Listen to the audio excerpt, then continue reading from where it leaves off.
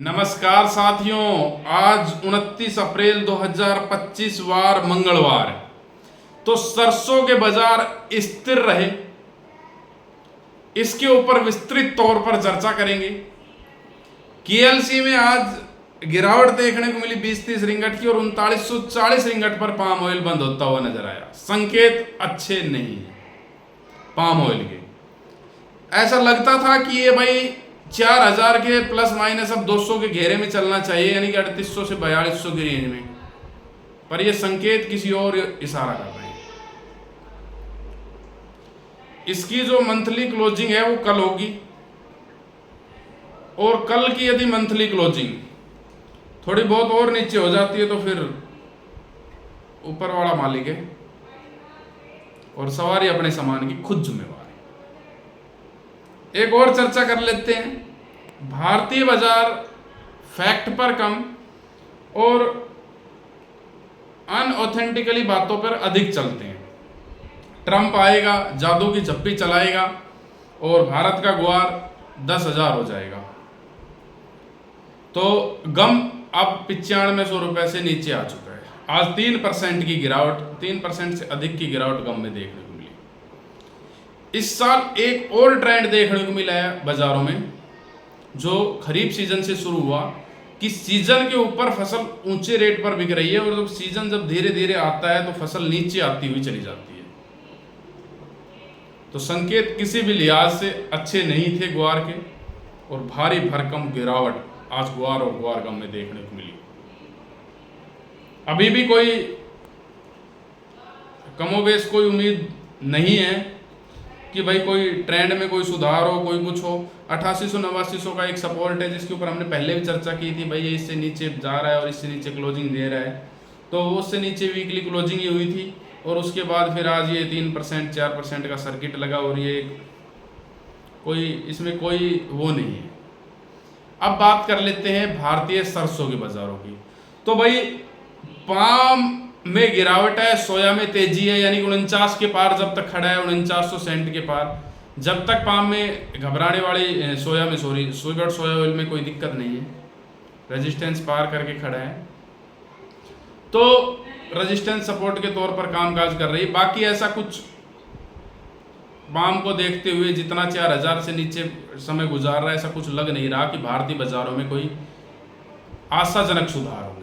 अब कुछ लोग कहेंगे कि भाई गिरावट नहीं आई। अब भारतीय बाजारों में एक और फैक्ट है कि चीन इस पे ऊपर ड्यूटी लगा दी, उसके ऊपर ये लगा दिया। चीन अब भारत से सरसों खड़ खरीदेगा, 100-200 रुपये सरसों खड़ का बाजार वहाँ से बढ़ा भी, पर अब ये बढ़ोतरी हो सकता है कि कुछ समय में गायब होती हुई नजर आए। ऐसा थोड़ा सा हमें लग रहा है कि भाई ये जो बढ़ोतरी 100-200 रुपये की खड़ में हुई थी, अब ये नस्ते नाबूद हो और बाजार फिर से जो अपना जो लो बना था उसकी ओर चले सरसों खड़ का।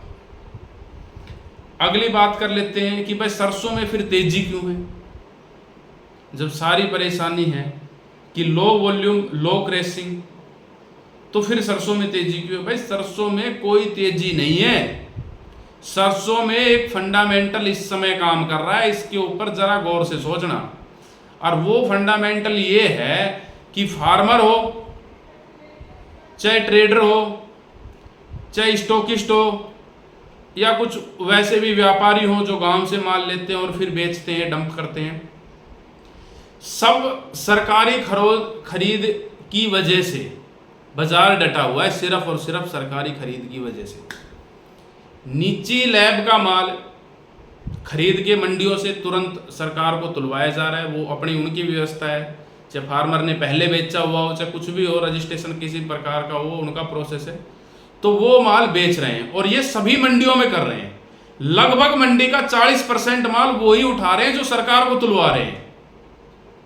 ये फंडामेंटल बाजार को रोके हुए, नीचे में बिकवाड़ नहीं आता, और ऊपर में तो लेवाड़ है ही नहीं, उसकी तो बात ही नहीं है। जब तक सरकारी खरीद भारतीय बाजारों में है, इंटैक्ट है, चाहे वो कितनी ही खरीदे, चाहे वो एक बोरी खरीदे, जब तक कांटा लगा हुआ है तब तक जो मस्टर्ड की मार्केट है वो इंटैक्ट रहेगी इसी प्रकार से। बाकी फिर बता रहा हूं, निजी तौर पर तेजी नहीं लगती है। लोगों का अनुमान है कि बहुत बड़ी तेजी है अभी फिलहाल आने वाले समय में। अपना अनुमान अपने को निजी तौर पर लगता है कि इस बाजार में अभी तेजी नहीं है, बाजार डाउनसाइड जाना चाहिए, क्योंकि लो वॉल्यूम और लो क्रेसिंग ये सबसे बड़ा नेगेटिव पॉइंट इंडियन मार्केट की है। यानी कि ये बता रहा है कि लो वॉल्यूम आने के बावजूद भी लो क्रेसिंग हो रही है, इसका मतलब कहीं ना कहीं डिमांड भी लो है।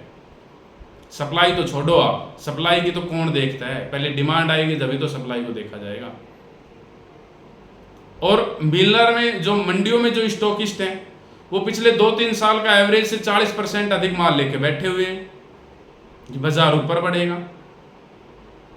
तो ये चीजें, ये फैक्टर बाजार में कामकाज करता हुआ नजर आ रहा है अभी हाल फिलहाल में। और हाल फिलहाल में तेजी की कोई गुंजाइश नहीं लगती है। बाकी कल का जो ट्रेडिंग सेशन है पाम ऑयल का, वो बहुत ही डिफिकल्ट पाम ऑयल का ट्रेडिंग सेशन रहेगा। उसके ऊपर बहुत ही अच्छे तरीके से नज़र बना के रखना कि कहाँ पर ये क्लोजिंग देता है, मंथली क्लोजिंग कहाँ दे रहा है, उसके बाद ये फिर नई शुरुआत कहाँ से करता है। तो आने वाले 2 जो ट्रेडिंग सेशन है पाम ऑयल के लिए वो बहुत ही अच्छे तरीके से देखने वाले और समझने वाले रहेंगे। भाव की चर्चा कर लेते हैं। भरतपुर 5910 रुपये, खैरतला 5885 रुपये, 5880 रुपये तिजारा, 6250 रुपये अपनी जयपुर 6350 रुपये जयपुर देखने को मिल रही है। वहीं निवई की बात करें तो 5950 रुपये, गंगापुर सिटी 5950 5960 रुपये, हिंडौन सिटी की बात करें तो 5960 से 5970 रुपये की स्थिति देखने को मिली है। 6100 रुपये 6050 से 6100 रुपये की स्थिति देखने को मिल रही है सुमेरपुर और केकड़ी में। 6050 रुपये की स्थिति देखने को मिल रही है अपने मालपुरा में। अब यदि बात कर लेते हैं उसकी 6050 रुपये देही बंदी 42 कंडीशन के बाजार देखने को मिले हैं। अब यदि बात करते हैं अपने अलवर की, अलवर 5940 से 5930-40 से 5950 के बाजार रहते हुए नजर आए हैं। अब बात कर लेते हैं अपने यहाँ की शेखावटी रीजन की, तो शेखावटी रीजन में 5650 रुपये के बाजार देखने को मिले हैं। हरियाणा के बाजारों का रुख करें तो भिवानी 6000, दादरी 6050, सिवानी 5900 रुपये 40 कंडीशन के बाजार है मील डिलीवरी के। ये बात नोट कर लेना, मंडी के भाव नहीं है। अब यदि हम चलते हैं रेवाड़ी के, तो रेवाड़ी आज 5950 रुपये के बाजार रहे हैं मंडी के 42 कंडीशन के।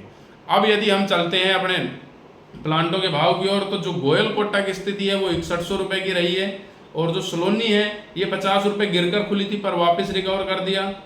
और यदि हम बात करें सलोनी के तो 6825 रुपये इसके बाजार रहते हुए नजर आए हैं अपने अलवर और कोटा के, और 6925 रुपये बाजार रहे इसके शमशाबाद, दिग्नेर और मुरैना के।